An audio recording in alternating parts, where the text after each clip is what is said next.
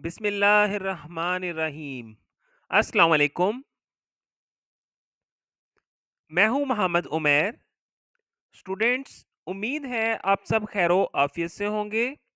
आज हम federal board first year physics का टॉपिक 1.5 अनसर्टेनिटीज स्टडी करेंगे। टॉपिक को मुकम्मल तौर पर समझने के लिए वीडियो मुकम्मल देखिएगा। तो चलिए शुरू करते हैं। टॉपिक का बाकायदा आगाज़ करने से पहले आपको बताता चलूं कि आज की इस वीडियो में हम क्या-क्या चीज़ें सीखेंगे। आज हम अनसर्टेनिटी के बारे में पढ़ेंगे और सीखेंगे कि अनसर्टेनिटी क्या होती है। अनसर्टेनिटी की कितनी किस्में हैं? मेजरमेंट्स लेते हुए किस तरह हम अनसर्टेनिटी को फाइनल रिजल्ट में कैलकुलेट कर सकते हैं और मुख्तलिफ एग्जाम्पल्स के ज़रिए अपने तमाम डाउट्स को क्लियर करेंगे। प्यारे बच्चों, वीडियो का बाकायदा आगाज़ अनसर्टेनिटी की तारीफ से करते हैं, जिसमें बताया गया है कि the range of all possible values within which true value of A measurement lies is called uncertainty. जैसा कि आप जानते हैं कि जब भी हम किसी फिजिकल मिकदार की पैमाइश लेते हैं तो इसमें कुछ हद तक अनसर्टेनिटी मौजूद रहती है, जिसको हम किसी भी सूरत ख़त्म नहीं कर पाते। अनसर्टेनिटी डिपेंड करेगी मटेरियल के लीस्ट काउंट पे। तो बेटा, अनसर्टेनिटी रीडिंग का वो सेट होता है जिसमें इसकी असल वैल्यू भी मौजूद होती है। ये हमें बताता है कि मेजर्ड वैल्यू में कितनी वेरिएशन आ रही है। जैसा कि लिखा भी गया है कि it is a quantitative measure of variability in the data. जब भी हम पैमाइश लेते हैं तो पैमाइश में हम कुछ हद तक अनसर्टेन गैर यकीनियत की सूरत में लाजमी तौर पे मौजूद होते हैं। अब हम इसको एक और एंगल से एक मिसाल की मदद से समझते हैं। फर्ज करें कि आप एक मीटर रॉड का इस्तेमाल करते हुए एक रॉड की लेंथ कैलकुलेट कर रहे हैं। जैसा कि आप तस्वीर में भी देख सकते हैं कि आपने मीटर रूल की मदद से एक रॉड की लेंथ निकाली 3.9 सेंटीमीटर। अब इसके अंदर मौजूद अनसर्टेनिटी, जिसे गैर यकीनियत कहा जाता है, ये इसके दोनों एंड पॉइंट्स पर मौजूद होगी। कितनी अनसर्टेनिटी है? ये डिपेंड करता है इसके लीस्ट काउंट पे, जो कि 0.1 सेंटीमीटर है। तो हाफ अनसर्टेनिटी 0 पर पाई जाएगी और हाफ अनसर्टेनिटी 3.9 रीडिंग पे मौजूद होगी। तो टोटल अनसर्टेनिटी हमारे पास लीस्ट काउंट का हाफ आएगी, जो कि 3.9 सेंटीमीटर प्लस माइनस 0.05 सेंटीमीटर होगी। तो इससे हमें पता चलता है कि जो रीडिंग हम एक्चुअली रॉड की मालूम कर रहे हैं वो एक रेंज की सूरत में हमें मालूम होगी। इसकी रेंज हमारे पास 3.85 सेंटीमीटर से लेकर 3.95 सेंटीमीटर तक होगी। अभी तक हमने सीखा है कि मेजरमेंट्स में किसी भी फिजिकल मिकदार की एक्चुअल वैल्यू मालूम करना हमारे लिए मुमकिन नहीं है। हमारे पास एक रेंज ऑफ वैल्यू आती है जिसमें हम ये बता सकते हैं कि हमारी एक्चुअल वैल्यू इन्हीं वैल्यूज में लाई कर रही है। अनसर्टेनिटी की टाइप्स की बात करें तो बेटा, अनसर्टेनिटी तीन तरह की होती है। Number one, absolute uncertainty. Number two, fractional uncertainty. Number three, percentage uncertainty. अब हम वन बाय वन इन तीनों को स्टडी करेंगे, तो ध्यान रखिएगा। तो एब्सोल्यूट अनसर्टेनिटी की तारीफ जैसा कि बताई भी गई है, total uncertainty in measurement is called absolute uncertainty. It is equal to the least count of a measuring instrument. It is denoted by del. Absolute uncertainty सादा लफ्जों में बेटा लीस्ट काउंट के इक्वल होती है। इसको डेल से जाहिर किया जाता है। मजीद आपकी क्लैरिटी के लिए अभी हम एक एग्जांपल को स्टडी करेंगे ताकि आपके कॉन्सेप्ट्स मजीद क्लियर हो सकें। बताया गया है, length of a glass slab measured by meter rod is 37.5 centimeter. The least count of the meter rod is 0.1 centimeter, i.e. 0.05 centimeter uncertainty develops at each end. याद रखिएगा कि एब्सलूट अनसर्टेनिटी के case में हम किसी भी मटेरियल की total uncertainty calculate कर रहे होते हैं। जैसा कि लफ्ज़ एब्सलूट से भी जाहिर है, कुल अनसर्टेनिटी जो किसी भी मेजरमेंट में मौजूद है। जैसा कि हमने लेंथ ऑफ ग्लास स्लैब निकाली 37.5 सेंटीमीटर, तो इसमें जो कुल अनसर्टेनिटी है वो इसके लीस्ट काउंट के इक्वल होगी। तो हम लिखेंगे 37.5 प्लस माइनस 0.1 सेंटीमीटर। तो जो एक्चुअल वैल्यू है ये इसकी 37.4 से लेकर 37.6 सेंटीमीटर तक लाई करेगी। मींस इन वैल्यू में से कोई भी वैल्यू आपकी एक्चुअल वैल्यू हो सकती है और इसमें इतनी कमी बेशी पाई जाएगी। अब हम बढ़ेंगे सेकंड केस की तरफ, फ्रैक्शनल अनसर्टेनिटी। तो बेटा, it is the ratio of absolute uncertainty and measured value. तो किसी भी मटेरियल के लीस्ट काउंट को जब एक्चुअल मेजरमेंट से डिवाइड किया जाता है तो आपके पास फ्रैक्शनल अनसर्टेनिटी मालूम हो जाती है। मैथमेटिकली अगर हम इसको कैलकुलेट करें और पिछली ही एग्जांपल को लेके हम इस चीज़ को आगे बढ़ें, तो जैसा कि आप जानते हैं कि मीटर रूल का लीस्ट काउंट है 0.1 सेंटीमीटर। तो 0.1 को डिवाइड किया एक्चुअल लेंथ ऑफ स्लैब से जो कि 37.5 सेंटीमीटर है, तो हमारे पास जो फ्रैक्शनल अनसर्टेनिटी आएगी वो है प्लस माइनस 0.003 सेंटीमीटर। यहाँ एक और बात बहुत गौरतलब है कि जितनी आपका लीस्ट काउंट जो है मटेरियल का वो छोटा होगा, उतनी ज्यादा आपके पास एक्चुअल वैल्यू आएगी मेजरमेंट में। तो बेटा, smaller the value of fractional uncertainty greater will be the accuracy in measurement. जितनी आपकी छोटी वैल्यू आएगी फ्रैक्शनल अनसर्टेनिटी की, उतनी ज्यादा आपकी मेजरमेंट ज्यादा एक्यूरेट होगी।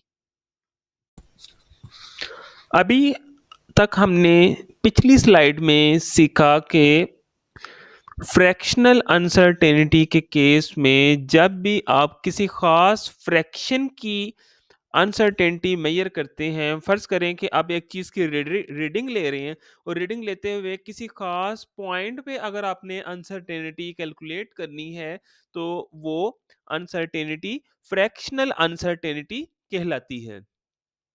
और जितनी फ्रैक्शनल अनसर्टेनिटी की वैल्यू छोटी आएगी, उतनी आपकी रीडिंग मोर एक्यूरेट होगी। नेक्स्ट, अब हम बढ़ेंगे परसेंटेज अनसर्टेनिटी के बारे में। डेफिनेशन हमें बताती है, percentage uncertainty is calculated by multiplying fractional uncertainty by 100। तो सादा लफ्जों में आपको बताऊं तो आपने फ्रैक्शनल अनसर्टेनिटी को मल्टीप्लाई कर देना है 100 से, तो आपके पास परसेंटेज अनसर्टेनिटी मालूम पड़ जाएगी। जैसा कि इसकी नाम से भी ज़ाहिर है परसेंटेज, तो आपने इसको परसेंट मतलब 100 से इसको मल्टीप्लाई कर देना है। किसको? फ्रैक्शनल अनसर्टेनिटी को 100 से मल्टीप्लाई करेंगे तो हमारे पास जो अनसर्टेनिटी आएगी वो कहलाती है परसेंटेज अनसर्टेनिटी। अब हम एग्जाम्पल को स्टडी करें तो लीस्ट काउंट मीटर रूल का 0.1 सेंटीमीटर को डिवाइड किया एक्चुअल मेजरमेंट से जो कि 37.5 है और मल्टीप्लाई किया 100 से, तो हमारे पास परसेंटेज अनसर्टेनिटी आ रही है 0.3%। क्लियर? अब हम उन टेक्निकल पॉइंट्स की तरफ बढ़ेंगे जिसका सीखना आपको किसी भी चीज़ की मेजरमेंट करते हुए ज़रूरी है कि आपने किस तरह अनसर्टेनिटी को अपने फाइनल रिजल्ट्स में कैलकुलेट करना है। तो रूल नंबर ए है rules for sum and differences. ये कहता है if two or more than two measured quantities are added or subtracted, then their absolute uncertainties are added to get the uncertainty in result। जब भी दो physical quantities add या subtract हो रही हों तो आपने उनकी जो अनसर्टेनिटीज हैं उनको ऐड करना है। यहाँ ये बात याद रखिएगा कि बेशक ऐड हो रही हैं या सब्ट्रैक्ट हो रही हैं, दोनों केसेस में आपने उनकी अनसर्टेनिटीज को ऐड ही करना है, जैसा कि एग्जाम्पल में भी आप देख सकते हैं। यहाँ बता रहा है कि हमारे पास एक रकम है और उसके साथ उसकी अनसर्टेनिटी दर्ज है। इसी तरह नीचे हमारे पास y में एक और वैल्यू है और साथ उसकी अनसर्टेनिटी मौजूद है। तो x plus del x is equal to 24 plus minus 0.1 centimetre. तो रीडिंग है हमारे पास 24 सेंटीमीटर और इसमें जो मौजूद अनसर्टेनिटी है एब्सलूट अनसर्टेनिटी जो कि लीस्ट काउंट के इक्वल होती है वो है 0.1 सेंटीमीटर। तो यहाँ से हमें ये भी पता चल रहा है कि ये जो मेजरमेंट है ये मीटर रूल की मदद से ली गई है। इसी तरह एक और फिजिकल क्वांटिटी की मेजरमेंट हमारे पास मौजूद है जो कि y प्लस डेल वाई है। y इसकी मेजरमेंट है जो कि 30 सेंटीमीटर है, प्लस माइनस इसमें मौजूद इसकी रिस्पेक्टिव एब्सलूट अनसर्टेनिटी है 0.1 सेंटीमीटर। तो z प्लस डेल z जो कि x और y को ऐड करने से हमारे पास आ रहा है वो है 54 सेंटीमीटर प्लस माइनस 0.1 और 0.1 0.2 centimetre. In case of subtraction, the value is 6 plus minus 0.2 centimetre. मैं उम्मीद करता हूं कि आपको ये कॉन्सेप्ट याद रहेगा। क्लियर? इसी तरह नेक्स्ट रूल हमें कहता है rules for multiplication and division. जब भी दो रकमें मल्टीप्लाई या डिवाइड हो रही हों तो इस केस में इनकी जो परसेंटेज अनसर्टेनिटी है उसको ऐड किया जाता है। जैसे कि पहले हम रूल में पढ़ चुके हैं कि एब्सोल्यूट अनसर्टेनिटी ऐड होती है। इसी तरह जब दो रकमें मल्टीप्लाई या डिवाइड हो रही हों तो इस केस में हमारे पास परसेंटेज अनसर्टेनिटी को फाइनल रिजल्ट में ऐड किया जाता है। जैसा कि बताया गया है if two or more than two measured quantities are multiplied or divided, then their percentage uncertainties are added to get the uncertainty in result. फर्ज करें हमारे पास दो फिजिकल क्वांटिटीज की मेजरमेंट्स हैं जिनको हम x और y से जाहिर कर रहे हैं। तो अगर z इक्वल है x इंटू वाई के और z इक्वल है x डिवाइडेड बाय y के, then uncertainty in z is equal to percentage uncertainty in x plus percentage uncertainty in y। Hope so आपको क्लियर हो गया होगा। अब किसी भी बच्चे के ज़हन में किसी किस्म का डाउट नहीं होना चाहिए कि आपने कौन सा रूल अप्लाई करना है जब मल्टीप्लाई या डिवीजन हो रही हो, और कौन सा रूल अप्लाई करना है जब एडिशन या सब्ट्रैक्शन हो रही हो। क्लियर? बेटा, अभी तक हम पढ़ चुके हैं कि जब भी वैल्यूज ऐड या सब्ट्रैक्ट हो रही हों तो आपने क्या करना है, एब्सलूट अनसर्टेनिटी को ऐड करना है। और जब भी वैल्यूज मल्टीप्लाई या डिवाइड हो रही हों तो इस केस में आपने परसेंटेज अनसर्टेनिटी को फाइनल रिजल्ट में ऐड करना है। अब हम आगे बढ़ेंगे और देखेंगे rules for power of a quantity. Author कहता है the total uncertainty in power of a quantity is equal to the percentage uncertainty multiply with that power। अगर कोई भी वैल्यू आपके पास पावर में मौजूद है तो आपने क्या करना है, सबसे पहले इसकी परसेंटेज अनसर्टेनिटी निकालनी है और परसेंटेज अनसर्टेनिटी को मल्टीप्लाई कर देना है उसकी पावर से। फर्ज करें अब हम एक एग्जाम्पल की मदद से इसको समझते हैं ताकि आपकी कन्फ्यूजन मज़ीद क्लियर हो सके। एक वैल्यू है हमारे पास z is equal to x की क्यूब। तो सबसे पहले हम x की परसेंटेज अनसर्टेनिटी फाइंड आउट करेंगे और फिर इसको x की पावर जो कि 3 है इससे हम मल्टीप्लाई कर देंगे। तो हमारे पास जो टोटल अनसर्टेनिटी है वो z में आएगी +-3 multiplied by total percentage uncertainty of x। अब हम सीखेंगे uncertainty in average value of many measurements. फर्ज करें कि आपके पास ज्यादा मेजरमेंट्स की वैल्यूज मौजूद हैं, तो आपने उनकी एवरेज में अनसर्टेनिटी को कैसे कैलकुलेट करना है। तो इसमें हमारे पास 3 स्टेप्स हैं। स्टेप नंबर 1 कहता है कि सबसे पहले आपने इन मैनी मेजरमेंट्स की एवरेज ले लेनी है। एवरेज कैसे ले लेनी है?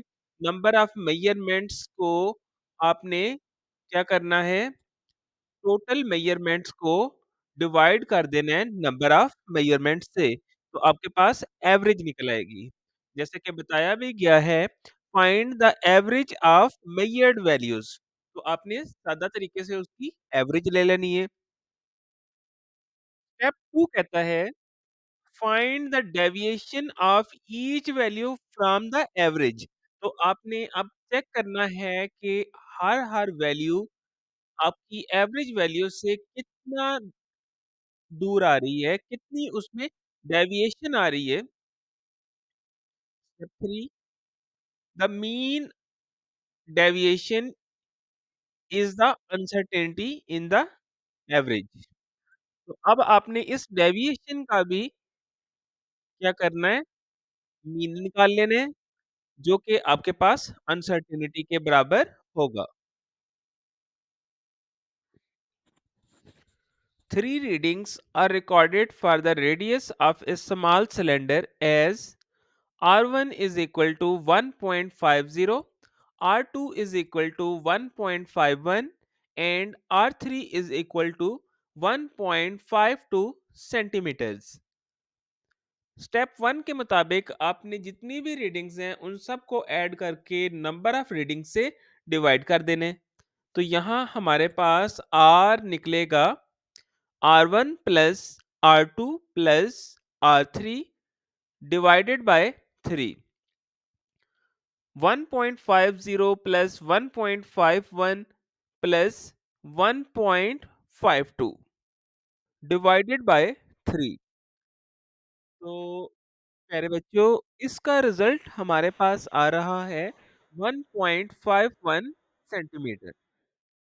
अब आपने स्टेप 2 के मुताबिक जिसमें उसने कहा है कि आपने डेविएशन चेक करनी है एवरेज से कितनी आ रही है। तो आपने क्या करना है कि एवरेज वैल्यूज से अपनी वैल्यूज को माइनस करके डेविएशन देख लेनी है। तो जब हम डेविएशन देखेंगे तो हमारे पास डेल R1 आ रहा है। एवरेज से जब फर्स्ट रीडिंग को माइनस किया हमने तो 1.51 माइनस 1.50, तो जो डेविएशन आ रही है स्टैंडर्ड से वो आ रही है 0.01 सेंटीमीटर की। इसी तरह ही जब R2 को स्टैंडर्ड वैल्यू में से माइनस किया गया तो डेविएशन आई 0 सेंटीमीटर। इसी तरह थर्ड केस में R3 को जब स्टैंडर्ड वैल्यू से एवरेज वैल्यू से माइनस हम कर रहे हैं, तो फिर भी हमारे पास जो डेविएशन की जो अमाउंट बन रही है, जिसका हमने सिर्फ़ और सिर्फ़ मैग्नीट्यूड देखना है, तो सिर्फ़ हम मैग्नीट्यूड की बात करेंगे, वो आ रहा है 0.01 सेंटीमीटर। अब आपने इन डेविएशंस की भी एवरेज ले लेनी है। जैसा कि बताया गया है फाइंडिंग मीन डेविएशन, तो तीनों डेविएशन 0.01 प्लस 0 प्लस 0.01 को डिवाइड कर देना 3 पे, तो हमारे पास जो वैल्यू आ रही है वो है 0.0067 सेंटीमीटर। तो ये बेटा वो अनसर्टेनिटी होगी जो कि आपकी टोटल मेजरमेंट में मौजूद होगी। एट द एंड हम देखेंगे कि टाइमिंग एक्सपेरिमेंट्स में आपने अनसर्टेनिटी कैसे कैलकुलेट करनी है। टाइमिंग एक्सपेरिमेंट वो एक्सपेरिमेंट्स होती हैं जहां हम किसी भी ऑब्जर्वेबल का टाइम मालूम कर रहे होते हैं। तो कहते हैं the time period of a vibrating body can be found by dividing time of multiple vibrations to the number of vibrations। किसी भी बॉडी का टाइम पीरियड मालूम करने का जो तरीकेकार है वो कहते हैं कि टोटल टाइम को टोटल नंबर ऑफ वाइब्रेशन से अगर हम डिवाइड करेंगे तो हमारे पास टाइम पीरियड निकल आएगा। ये आपने पहले भी कैलकुलेट किया होगा लैब एक्सपेरिमेंट्स में। तो अब हम देखेंगे कि टाइम पीरियड तो आपने निकाल लिया। अब टाइम पीरियड वाले एक्सपेरिमेंट में आपने टाइम की अनसर्टेनिटी कैसे निकालनी है। तो ऑथर कहता है to find uncertainty in time period divide least count by total number of vibrations.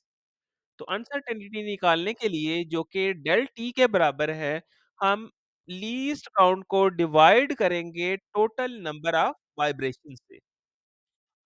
Clear? इसी को अब हम एक और एंगल से देखेंगे जिसके लिए हम एक मिसाल की मदद से अपने इस टॉपिक को आगे बढ़ाएंगे। अब हम बढ़ेंगे अनसर्टेनिटी इन टाइमिंग एक्सपेरिमेंट की एग्जाम्पल की तरफ, जिसमें बताया गया है the time recorded for 20 vibrations of a pendulum is 35.2 seconds. Let the least count is 0.1 second, जो कि स्टॉप वॉच का लीस्ट काउंट है। So the uncertainty in time is 35.2 seconds plus minus 0.1 second, जो कि हमारे पास एब्सोल्यूट अनसर्टेनिटी आ रही है time में। अब हम यहाँ सबसे पहले टाइम पीरियड निकालेंगे देन टाइम पीरियड में मौजूद अनसर्टेनिटी को फाइंड आउट करेंगे। टाइम पीरियड के लिए जैसा कि आपको फार्मूला याद है कि टोटल टाइम को टोटल नंबर ऑफ वाइब्रेशन से डिवाइड किया जाता है। तो 35.2 को जब डिवाइड करेंगे 20 से तो हमारे पास आंसर आता है 1.76 सेकेंड्स।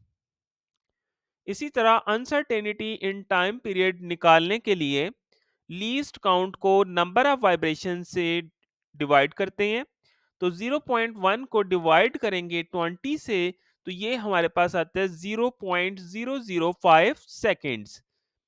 तो time plus uncertainty in time T plus del T equal होगा 1.76 प्लस माइनस 0.005 सेकेंड्स। तो दोस्तों उम्मीद करता हूं कि आज की वीडियो आपको अच्छी लगी होगी। चैनल को लाइक और सब्सक्राइब करना मत भूलिएगा। आज के लिए सिर्फ इतना ही। शुक्रिया। अल्लाह हाफिज।